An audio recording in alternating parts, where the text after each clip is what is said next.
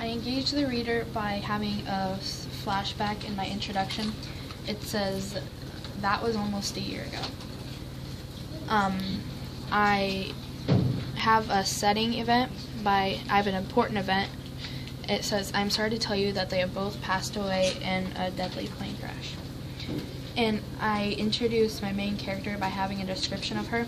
I twirled my not quite blonde but not quite brown hair. I bring my skinny legs up to my knee, up to my chest, my piercing blue eyes.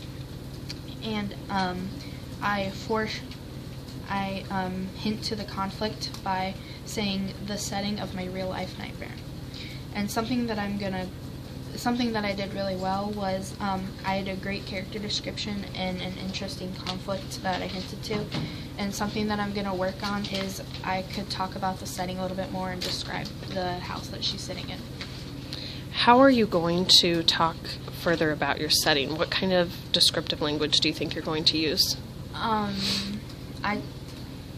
She's sitting on a couch, so I think I'm going to maybe describe the couch and maybe like describe the police car that she's sitting in. Do you feel like the reader will get a clear idea of who your character is, like what kind of person they are? Did you include character traits? I didn't really include character traits, which is probably another thing that I need to grow on. So who do you think your character is? What's something that the reader needs to know right at the beginning of your story? Well, something that's important is that she's already insecure about herself and she's already not that confident of a person because later in the story she gets abused by her uncle and stuff. And so she's already not that confident of a person, and then her uncle just makes her feel worse. So I think I need to somehow say that she's already insecure about herself. Have you hinted to the fact that she's insecure yet in your introduction? How would you be able to add that in to hint to that fact?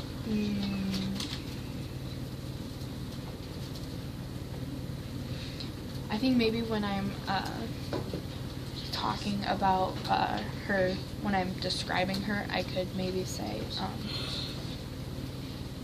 You said you started with a memory, right? Mm-hmm. In this memory, is it describing a time where she felt insecure or a time that she could have felt insecure? Mm-hmm. Okay, so we just need to use language in that memory to convey to the reader where this was a time that she wasn't feeling super confident.